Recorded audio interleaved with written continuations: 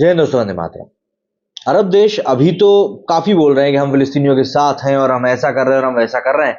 लेकिन आपको पता है, ये अरब देश भी कम नहीं है। फिलिस्तीनियों को जब घर से निकालने की बारी आती है ना, तो ये लोग भी पीछे नहीं हटते। और नकबा इसका सबसे बड़ा जीता जागता एग्जाम्पल है। नकबा अगर आपको नहीं पता है तो इस वीडियो में बने रहिएगा, आपको पता चल जाएगा कि कैसे इन अरब देशों ने होशियारी करी थी फिलिस्तीन के साथ में, या यूं कहें कि धोखा दिया था। धोखा शब्द शायद इसलिए सही रहेगा क्योंकि ज्यादा लोग इस शब्द से कनेक्ट भी कर पाएंगे। दरअसल गाजा में फिलिस्तीनियों के लिए इस समय मुसीबतें कम होने का नाम नहीं ले रही। जब से फिलिस्तीनियों की तरफ से हमास ने इसराइल के ऊपर हमले किए हैं, तब से उनका जीना दुश्वार हो चुका है। एक तरफ इसराइल उसे घर खाली करने को कह रहा है, तो दूसरी तरफ आतंकी गुट हमास उसे वहीं बने रहने के लिए धमका रहा है।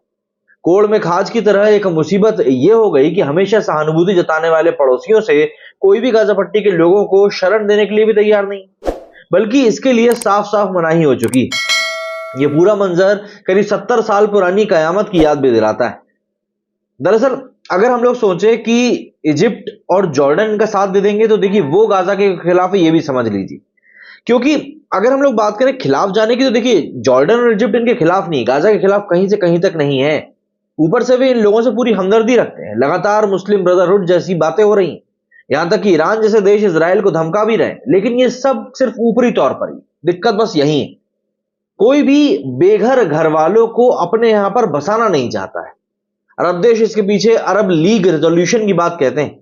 यह रेजोल्यूशन मानता है कि फिलिस्तीनियों को उनके अपने देश की नागरिकता दिलवाने के लिए अरब देशों को सपोर्ट करना चाहिए।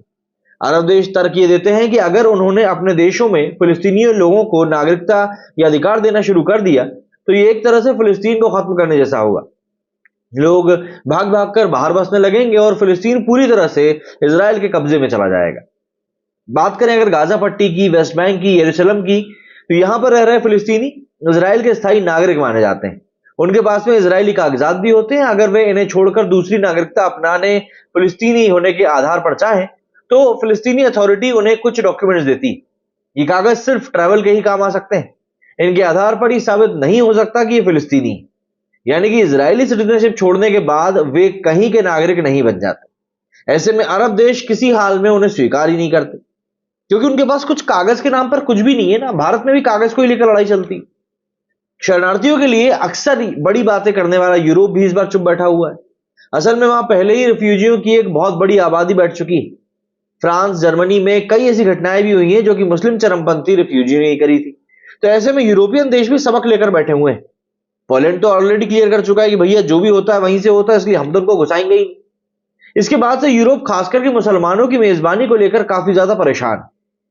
अगर हम समझें तो सरकारें भी आम लोगों के गुस्से से डरी हुई हैं और सीमाओं पर पहरा बढ़ा चुकी हैं। ऐसे में एक ये भी संभावना है कि गाजा वालों को भीतर लाया जाएगा, कुछ नहीं बोल सकते। कुल मिलाकर गाजा पट्टी वाले भागे भी तो उनके पास रहने के लिए कोई दूसरा घर तो दूर, दूसरा देश तक नहीं है। इसी बीच अब नकबे की बात हो रही है। दरअसल इस अरबी शब्द का मतलब है तबाही। इसका मई 1948 में पहली बार हुआ था। इजराइल बना था और उसके अगले ही दिन 15 मई को फिलिस्तीनियों को मेनलैंड से हटना पड़ा था। लाखों लोग रातों रात बेघर हो गए। बहुत से फिलिस्तीनियों ने अपनी प्रॉपर्टी बेच दी। वहीं बहुत से इस उम्मीद में गए कि जल्द ही दोबारा घर लौट सकेंगे। हालांकि ऐसा हुआ नहीं। घर पर लटके ताले कयामत की याद दिलाने लगे। अगले एक साल के अंदर करीब 7.5 लाख फिलिस्तीनी अपना देश छोड़कर जा चुके। इस बीच कई बार नरसंहार भी हुआ। अरब देश आरोप लगाते हैं कि यहूदियों ने मुस्लिमों के मोहल्ले में बम ब्लास्ट किए, लूटपाट करी और गांव के गांव खत्म कर दिए। इसराइल के बीचों बीच रहते यहूदियों को गाजा और वेस्ट बैंक की तरफ विस्थापित कर दिया गया। आने वाले कई सालों तक खदेड़ा जाने का और विस्थापन का काम चलता रहा। इंटरनल विस्थापन भी काफी बार हुआ, काफी मर्तबा हुआ। नकबे के आखिर में फिलिस्तीन के पूर्व राष्ट्रपति यासिर अराफात ने नकबा के दिन की शुरुआत करी। यह शोक का दिन होता है जब फिलिस्तीन अपने घर से निकाले जाने और कत्लेआम को याद करते हैं। इसराइल का कहना है कि नकबे के पीछे की फिलिस्तीनी कहानी सरासर गलत है। वहां के लोग यहूदियों से नहीं बल्कि अरब देशों के हमले के चलते भागे थे। असल में यहूदियों को इसराइल सौंपे जाने के खिलाफ एक साथ 6 अरब देशों ने हमला बोल दिया था। इस दौरान भारी तबाही मची थी और यहूदियों के साथ साथ वहां रहने वाले फिलिस्तीनी भी मारे गए थे। इसी हमले से बचने के लिए वे देश छोड़कर भाग गए थे। इस समय पश्चिम के भी कई देश उन्हें बसाने का एक मौका दे रहे थे। तो लड़ाई में अरब वालों के खिलाफ इसराइल का साथ देने की बजाय ये लोग भागने लगे। बाद में नकबे की कहानी बना दी गई ताकि सबकी सिंपैथी और हमदर्दी मिल सके। लेकिन ये एक ऐसी कंट्रोवर्शियल थ्योरी है जिसके बारे में पक्के तौर पर अभी तक कुछ भी नहीं कहा जाता, लेकिन माना यही जाता है कि क्योंकि अरब देशों ने अचानक से हमला बोल दिया था, इसलिए वहां पर रहने वाले फिलिस्तीनी ही देश छोड़कर भाग गए थे। और बाद में यह बोल दिया गया कि भैया हमारे साथ जो हुआ वो तो यहूदियों ने किया।